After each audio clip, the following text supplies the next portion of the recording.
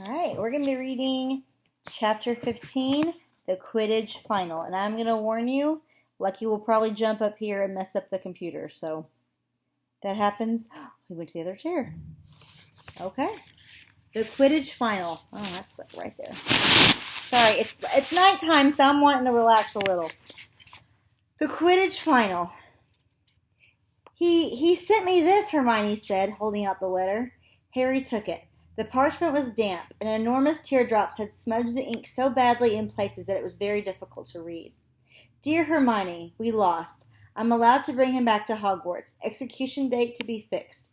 Beaky has enjoyed London. I won't forget all the help you gave us, Hagrid. They can't do this, said Harry. They can't. Buckbeak isn't dangerous. Malfoy's dad frightened the committee into it, said Hermione, wiping her eyes. You know what he's like. They're a bunch of doddery old fools, and they were scared. There'll be an appeal, though. There always is. But I can't see any hope. Nothing will have changed. Yeah, it will, said Ron fiercely. You won't have to do all this work alone. Yeah, it will, said Ron fiercely. You won't have to do all this work alone this time, Hermione. I'll help. Oh, Ron! Hermione flung her arms around Ron's neck and broke down completely. Ron, looking quite terrified, patted her very awkwardly on the top of the head. Finally, Hermione drew away. Ron, I'm really, really sorry about Scabbers, she sobbed. Oh, well, he was old, said Ron, looking thoroughly relieved that she had let him go. And he was a bit useless. You never know. Mom and Dad might get me an owl now. The safety measures imposed on the students since Black's second break-in made it impossible for Harry, Ron, and Hermione to go and visit Hagrid in the evenings. Their only chance of talking to him was during Care of Magical Creatures lessons. He seemed numb with shock at the verdict. "'S all my fault. Got all tongue-tied. They was all sitting there in black robes, and I kept dropping my notes and forgetting all them dates you looked up for me, Hermione. And then Lucius Malfoy stood up, said his bit, and the committee just did exactly what he told them." "There's still the appeal," said Ron fiercely. "Don't give up yet. We're working on it." This book's too big. They were walking back up to the castle with the rest of the class. Ahead, they could see Malfoy, who was walking with Crabbe and Goyle, and kept looking back, laughing derisively. "'S no good, Ron," said Hagrid sadly as they reached the castle steps. "That committee's in Lucius Malfoy's pocket. I'm just going to have to make sure the rest of Beaky's time is the happiest he's ever had. I owe him that." Hagrid turned around and hurried back toward his cabin, his face buried in his handkerchief. "Look at him blubber." Malfoy, Crabbe, and Goyle had been standing just inside the castle doors listening. "Have you ever seen anything quite as pathetic?" said Malfoy. "And he's supposed to be our teacher." Ron and Hermione both made furious moves towards Malfoy, but Hermione got there first. Smack! She had slapped Malfoy across the face with all the strength she could muster. Malfoy staggered. Harry, Ron, Crabbe, and Goyle stood flabbergasted as Hermione raised her hand again. "Don't you dare call Hagrid pathetic, you foul, evil—" "Hermione," said Ron weakly, and he tried to grab her hand as she swung it back. "Get off, Ron!" Hermione pulled out her wand. Malfoy stepped backward. Crabbe and Goyle looked at him for instructions, thoroughly bewildered. "Come on," Malfoy muttered, and in a moment all three of them had disappeared into the passageway to the dungeons. "Hermione!" Ron said again, sounding both stunned and impressed. "Harry, you better beat him in the Quidditch final," Hermione said shrilly. You just better had, because I can't stand it if Slytherin wins." "We're doing charms," said Ron, still goggling at Hermione. "We better go." They hurried up the marble staircase toward Professor Flitwick's classroom. "You're late, boys," said Professor Flitwick reprovingly as Harry opened the classroom door. "Come along, quickly, wands up. We're experimenting with cheering charms today. We've already divided into pairs." Harry and Ron hurried to a desk at the back and opened their bags. Ron looked behind him. "Where's Hermione gone?" Harry looked around too. Hermione hadn't entered the classroom, yet Harry knew she had been right next to him when he had opened the door. "That's weird," said Harry, staring at him. Maybe he went to the bathroom or something. She went to the bathroom or something. But Hermione didn't turn up all lesson. She could have done with a cheering charm on her. She could have done with a cheering charm in her too, said Ron as the class left for lunch, all grinning broadly. The cheering charms had left them with a feeling of great contentment. Hermione wasn't at lunch either. By the time they had finished their apple pie, the after effects of the cheering charms were wearing off, and Harry and Ron had started to get slightly worried. You don't think Malfoy did something to her? Ron said anxiously as they hurried upstairs toward Gryffindor Tower. They passed the security trolls, gave the fat lady the password Flibbertigibbet, and scrambled through the portrait hole into the common room. Hermione was sitting at a table, fast asleep, her head resting on an open arithmecy book. They went to sit down on either side of her. Harry prodded her awake. What? Said Hermione, waking with a start and staring wildly around. Is it time to go? Which lesson have we got now? Divination, but it's not for another 20 minutes, said Harry. Hermione, why didn't you come to Charms? What? Oh, no, Hermione squeaked. I forgot to go to Charms. But how could you forget, said Harry. You were with us till we were right outside the classroom. I don't believe it, Hermione wailed. Was Professor Flitwick angry? Oh, it was Malfoy. I was thinking about him and I lost track of things. You know what, Hermione, said Ron, looking down at the enormous arithmecy book Hermione had been using as a pillow. I reckon you're cracking up. You're trying to do too much. No, I'm not, said Hermione, brushing her hair out of her eyes and staring hopelessly around for her bag. I just made a mistake, that's all. I better go and see Professor Flitwick and say sorry. I'll see you in divination. Hermione joined them at the foot of the ladder to Professor Trelawney's classroom 20 minutes later, looking extremely harassed. I can't believe I missed cheering charms, and I bet they come up in our exams. Professor Flitwick hinted they might. Together they climbed the ladder into the dim, stifling tower room. Glowing on every little table was a crystal ball full of pearly white mist. Harry, Ron, and Hermione sat down together at the same rickety table. I thought we weren't starting crystal balls until next term, Ron muttered, casting a weary eye around for Professor Trelawney in case she was lurking nearby. Don't complain, this means we've finished palmistry, Harry muttered back. I was getting sick of her flinching every time she looked at my hands. Good day to you, said the familiar misty voice, and Professor Trelawney made her usual dramatic entrance out of the shadows.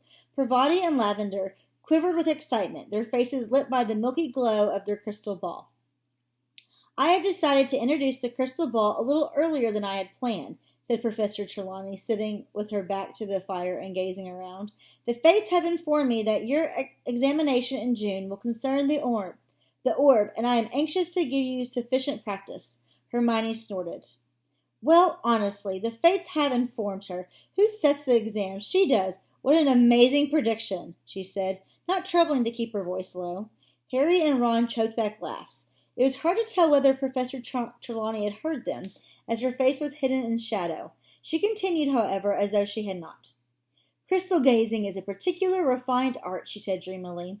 I do not expect any of you to see when first you peer into the orb's infinite depths. We shall start by practicing relaxing the conscious mind and external eyes.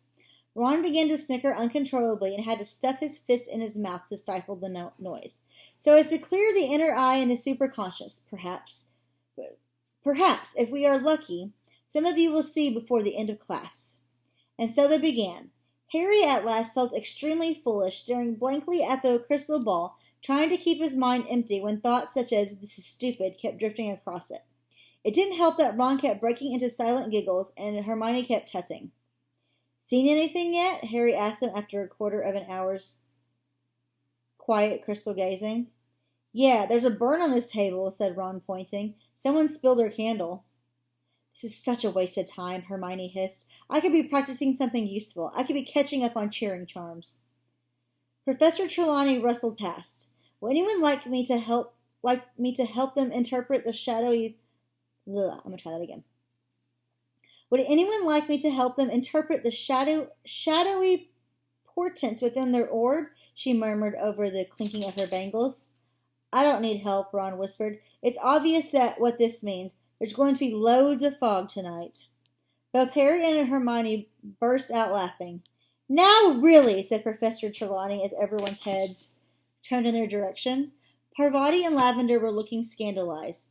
You are disturbing the clairvoyant vibrations. She approached their table and peered into their crystal ball. Harry felt his heart sinking. He was sure he knew what was coming. There's something here, said Professor Trelawney. Professor Trelawney whispered. She whispered, sorry. Lowering her voice to the ball so that it was reflected twice in her huge glasses. Something moving, but what is it?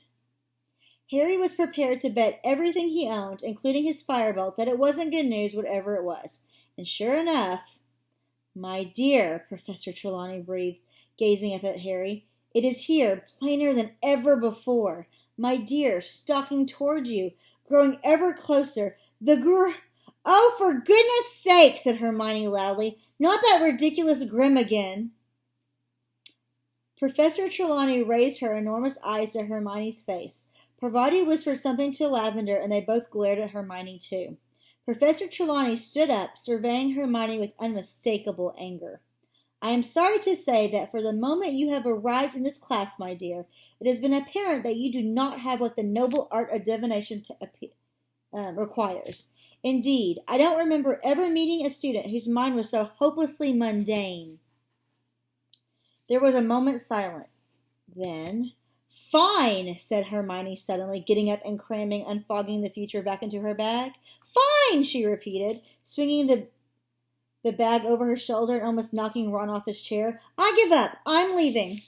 And to the whole class's amazement, Hermione strode over to the trapdoor, kicked it open, and climbed down the ladder out of sight. It took a few minutes for the class to settle down again. Professor Trelawney seemed to have forgotten all about the grin. She turned abruptly from Harry and Ron's table, breathing rather heavily as she tugged her gauzy shawl more closely to her. Ooh, said Lavender suddenly, making everyone start. Ooh, Professor Trelawney, I just remembered. You saw her leaving, didn't you? Didn't you, Professor? Around Easter, one of our number will leave us forever. You said it ages ago, Professor. Professor Trelawney gave her a dewy smile. Yes, my dear, I did indeed know that Miss Granger would be leaving us. One hopes, however, that one might have mistaken the signs. The inner eye can be a burden, you know. Lavender and Parvati looked deeply impressed and moved over so that Professor Trelawney could join their table instead. Some day Hermione's having, eh? Ron muttered to Harry, looking odd. Yeah. Harry glanced into the crystal ball but saw nothing but swirling white mist. Had Professor Trelawney really seen the Grim again? Would he? The last thing he needed was another near-fatal accident, with the Quidditch final drawing ever near. The Easter holidays were not exactly relaxing. The third years had never had so much homework. Neville Longbottom seemed close to a nervous collapse, and he wasn't the only one. Call this a holiday? Seamus Finnegan roared at the common room one afternoon. The exams are ages away. What are they playing at? But nobody had as much to do as Hermione. Even without divination, she was taking more subjects than anybody else. She was usually last to leave the common room at night, first to arrive at the library the next morning. She had shadows like lupins under her eyes and seemed constantly close to tears. Ron had taken over responsibility for Buckbeak's appeal. When he wasn't doing his own work, he was poring over enormously thick volumes with names like The Handbook of Hippogriff Psychology and Foul or Foul, a study of hippogriff brutality. He was so absorbed he even forgot to be horrible to Crookshanks. Harry, meanwhile, had to fit in his homework around Quidditch practice every day, not to mention endless discussions of tactics with Wood. The Gryffindor-Slytherin match would take place on the first Saturday after the Easter holidays. Slytherin was leading the tournament by exactly 200 points. This meant, as Wood constantly reminded his team, that they needed to win the match by more than that amount to win the cup. It also meant that the burden of winning fell largely on Harry, because capturing the snitch was worth 150 points. So you must catch it only if we're up more than 50 points. Wood told Harry constantly. Only if we're more than 50 points up, Harry, or we win the match but lose the cup. You've got that, haven't you? You must catch a snitch only if we're... I know, Oliver, Harry yelled. The whole of Gryffindor House was obsessed with the coming match. Gryffindor hadn't won the Quidditch match since the legendary Charlie Weasley, Ron's second oldest brother, had been Seeker, but Harry doubted either one of them. Even Wood wanted to win as much as he did. The enmity between Harry and Malfoy was at its highest point ever. Malfoy was still smarting about the mud-throwing incident in Hogsmeade, and was even more furious that Harry had somehow wormed his way out of punishment. Harry hadn't forgotten Malfoy's attempt to sabotage him in the match against Ravenclaw, but it was a matter of Buckbeak that made him most determined to beat Malfoy in front of the entire school. Never in anyone's memory had a match approached in such a highly charged atmosphere. By the time the holidays were over, tension between the two teams and their houses was at a breaking point. A number of small scuffles broke out in the corridors, culminating in a nasty incident in which a Gryffindor 4th year and a Slytherin 6th year ended up in the hospital wing with leaks sprouting out of their ears. Harry was having a particularly bad time of it. He couldn't walk to class without Slytherin sticking out their legs and trying to trip him up. Crabbe and Goyle kept popping up wherever he went, and slouching away looking disappointed when they saw him surrounded by people. Wood had given instructions that Harry should be accompanied everywhere in case the Slytherins tried to put him out of action. The whole of Gryffindor House took up the challenge enthusiastically, so that it was impossible for Harry to get to classes on time because he was surrounded by a vast chattering crowd. Harry was more concerned by his firebolt safety than his own. When he wasn't flying it, he locked it securely in his trunk and frequently dashed back into Gryffindor Tower at break time to check that it was still there. All usual pursuits were abandoned in the Gryffindor common room the night before the match. Even Hermione had put down her books. "I can't work. I can't concentrate," she said nervously.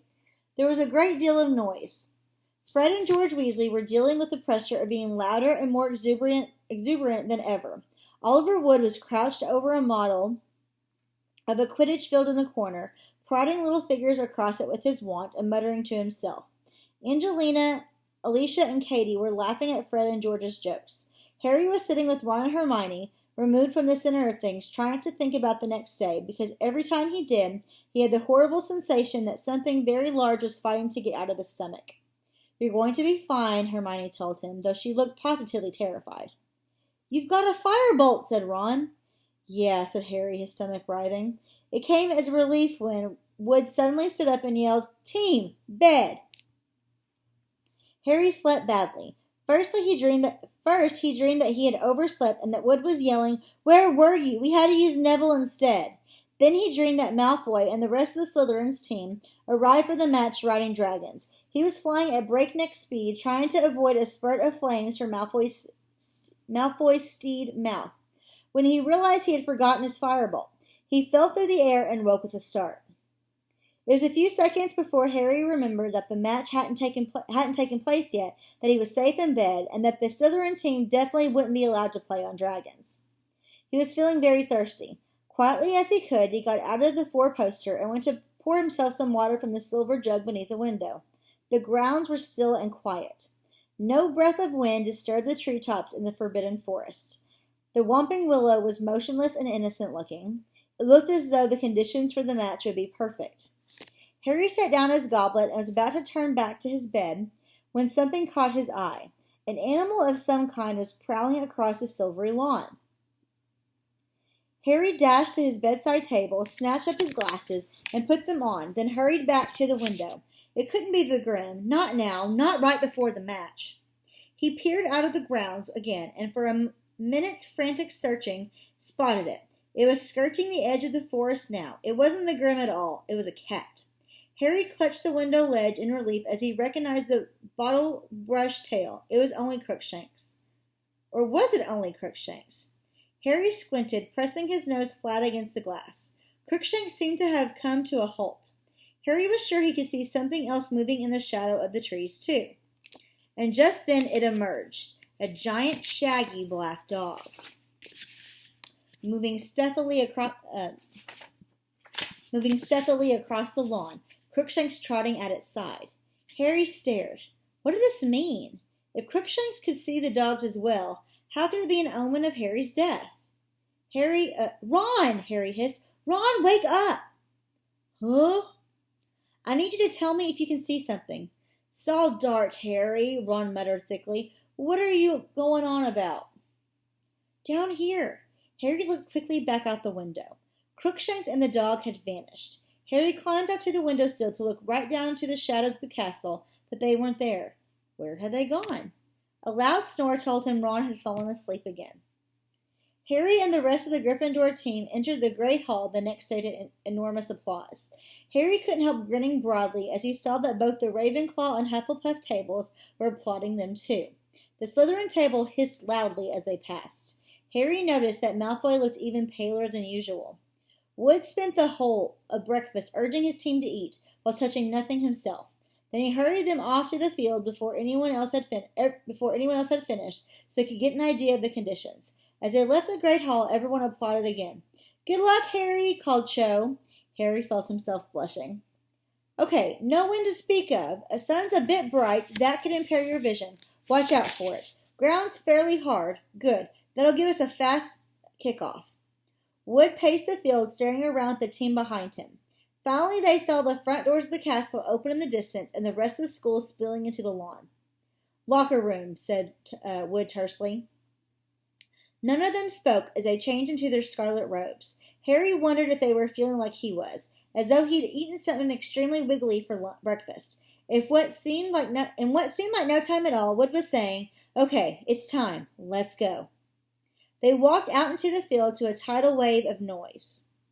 3/4 of the crowd were wearing scarlet rosettes, waving scarlet flags with the Gryffindor line upon them, or brandishing banners with slogans like "Go Gryffindor" and "Lions for the Cup."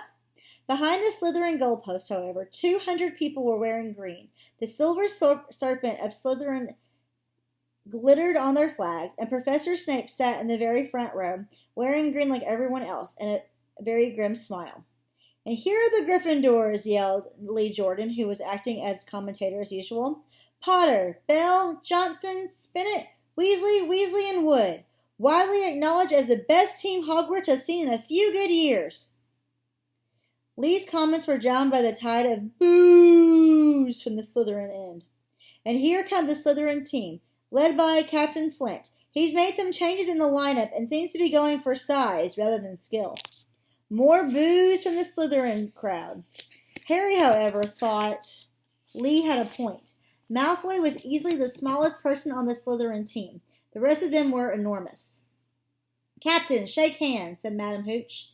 Flint and Wood approached each other and grasped each other's hands very tightly. It looked as though each was trying to break the other's fingers. "Mount your broom," said Madam Hooch. 3, 2, 1. The sound of her whistle was lost in the roar from the crowd as 14 brooms rose into the air. Harry felt his hair fly back off his forehead. His nerves left him in the thrill of the flight. He glanced around, saw Malfoy on his tail, and sped off in search of the snitch. And it's Gryffindor in possession. Alicia Spinnet of Gryffindor with the quaffle, heading straight from the Slytherin goalpost. "Looking good, Alicia." Ah, no. Quaffle intercepted by Warrington. Warrington of Slytherin tearing up the field. Wham! Nice bludger work there by George Weasley. Warrington drops the quaffle. It's caught by Johnson. Gryffindor back in possession. Come on, Angelina. Nice swerve around Montego. Duck, Angelina, that's a bludger. She scores. 10-0 to Gryffindor. Angelina punched the air as she soared around the end of the field. The sea of scarlet below was screaming in delight. Ouch! Angelina was nearly thrown from her broom as Marcus Flint went smashing into her. "Sorry," said Flint as the crowd below booed. "Sorry, didn't see her." A moment later, Fred Weasley chucked his beater's club at the back of Flint's head. Flint's nose smashed into the handle of his broom and began to bleed. "That will do!" shrieked Madam Hooch, zooming between them. "Penalty shot to Gryffindor for an unprovoked attack to their chaser. Penalty shot to Slytherin for deliberate damage to their chaser." "Come off it, miss," howled Fred, but Madam Hooch blew her whistle, and Alicia flew forward to take the penalty. "Come on, Alicia!" yelled Lee into the silence that had descended on the crowd. "Yes, she's beaten the keeper. 20-0 to Gryffindor." Harry turned the firebolt sharply to watch Flint, still bleeding freely, fly forward to take the Slytherin penalty. Wood was hovering in front of the Gryffindor goalpost, his jaw clenched. "Of course, Wood's a superb keeper," Lee Jordan told the crowd as Flint waited for Madam Hooch's whistle. "Superb, very difficult to pass. Very difficult indeed. Yes, I don't believe it. He saved it." Relieved, Harry zoomed away, gazing around for the snitch, but was still making sure he caught every word of Lee's commentary. It was essential that he hold Malfoy off the snitch until Gryffindor was more than 50 points up. Gryffindor in possession.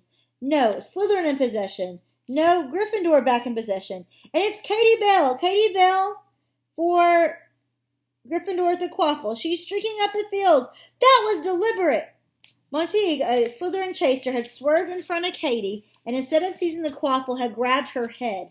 Katie cartwheeled in the air, managed to stay on her broom, but dropped the quaffle. Madam Hooch's whistle rang out again as she soared over to Montague and began shouting at him. A minute later, Katie had put another penalty past the Slytherin keeper. 30-0. Take that, you dirty cheating. Jordan, if you can't commentate in an unbiased way, I'm telling it like I see it, Professor. Harry felt a huge jolt of excitement. He had seen the snitch. It was shimmering at the foot of one of the Gryffindor goalposts, but he mustn't catch it yet. And if Malfoy saw it... Faking a look of sudden concentration, Harry pulled his firebolt around and sped off toward the Slytherin end. It worked. Malfoy went harrying after him, clearly thinking Harry had seen the snitch there. Whoosh! One of the bludgers came streaking past Harry's right ear, hit by the gigantic Slytherin beater Derek. Then again, whoosh! The second bludger grazed Harry's elbow. The other beater, Bull, was closing in. Harry had a fleeting glimpse of Bull and Derek zooming toward him, clubs raised. He turned the firebolt upward at the last second, and Bull and Derek collided with a sickening crunch.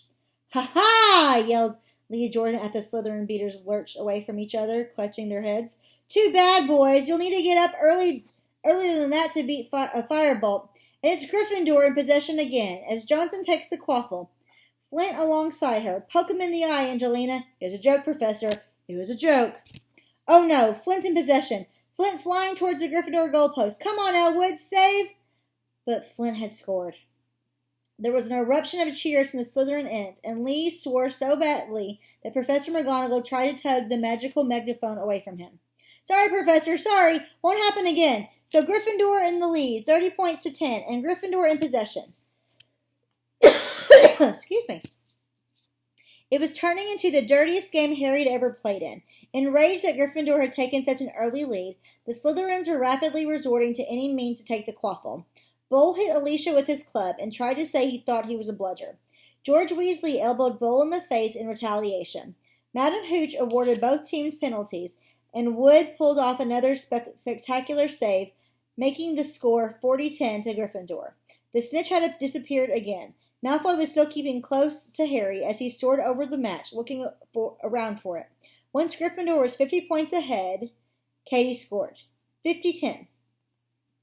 Fred and George Weasley were swooping around, clubs raised, in case any of the Slytherins were thinking of revenge. Bull and Derek took advantage of Fred's and George's absence to aim both bludgers at Wood. They caught him in the stomach, one after the other, and he rolled over in the air, clutching his stomach completely winded.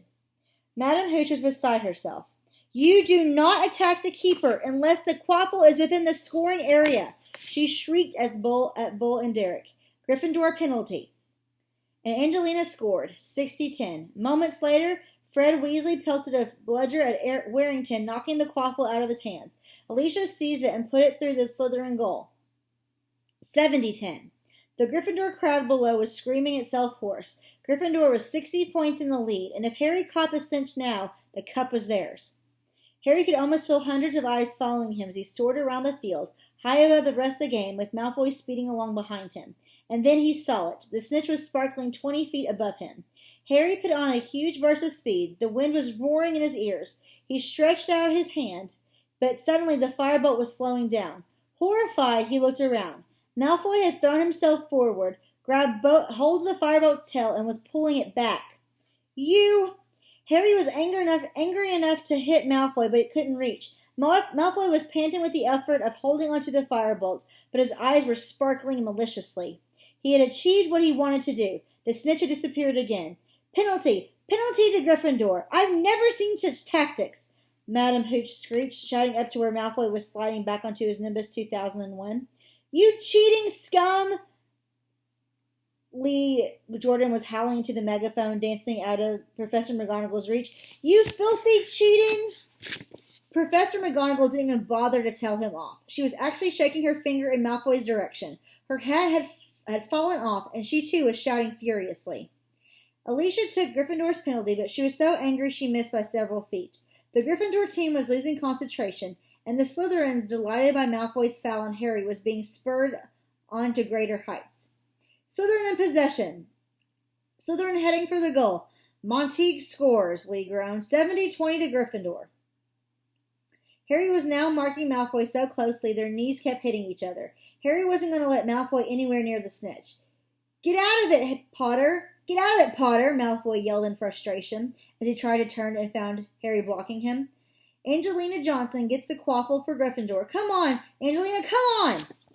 Harry looked around. Every single Slytherin player apart from Malfoy was streaking up the pitch towards Angelina, including the Slytherin keeper. They were all going to block her.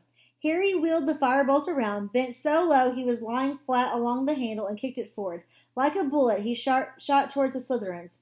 Ah! They scattered as the firebolt zoomed toward them. Angelina's way was clear. She scores! She scores! Gryffindor leads by 80 points to 20. Harry had almost pelted headlong into the stands, skidded to a halt in midair, reversed, and zoomed back into the middle of the field. And then he saw something to make his heart stand still. Malfoy was diving, a look of triumph on his face. There, a few feet above the grass below, was a tiny golden glimmer. Harry urged the firebolt downward, but Malfoy was miles ahead. Go, go, go! Harry urged his broom. He was gaining on Malfoy. Harry flattened himself to the broom handle as Bull sent a bludger at him. He was at Malfoy's ankles. He was level. Harry threw himself forward, taking both hands off his broom. He knocked Malfoy's arm out of the way and... Yes! He pulled out of the dive, his hand in the air, and the stadium exploded. Harry soared above the crowd, an odd ringing in his ears. The tiny golden ball was held tight in his fist, beating its wings helplessly against his fingers. Then Wood was speeding toward him, half blinded by tears. He seized Harry around the neck and sobbed unrestrainedly into his shoulder. Harry felt two large thumps as Fred and George hit them. Then Angelina's, Alicia, and Katie's voices. We've won the cup! We've won the cup! Tangled together in a many-armed hug, the Gryffindor team sank, yelling hoarsely back to earth. Wave upon wave of crimson supporters were pouring over the barriers onto the field. Hands were raining down on their backs. Harry had a confused impression of noise and bodies pressing in on him. Then he and the rest of the team were hoisted onto the shoulders of the crowd. Thrust into the light, he saw Hagrid plastered with crimson rosettes. You beat him, Harry! You beat him! Wait till I tell Buckbeak. There was Percy jumping up and down like a maniac, all dignity forgotten. Professor McGonagall was sobbing harder even than Wood, wiping her eyes with an enormous Gryffindor flag, and then fighting their way toward Harry were Ron and Hermione. Words failed them. They simply beamed as Harry was borne towards the stands, where Dumbledore stood waiting with the enormous Quidditch cup. If only there had been a Dementor around. As a sobbing Wood passed Harry the cup, as he lifted it into the air, Harry felt he could have produced the world's best Patronus.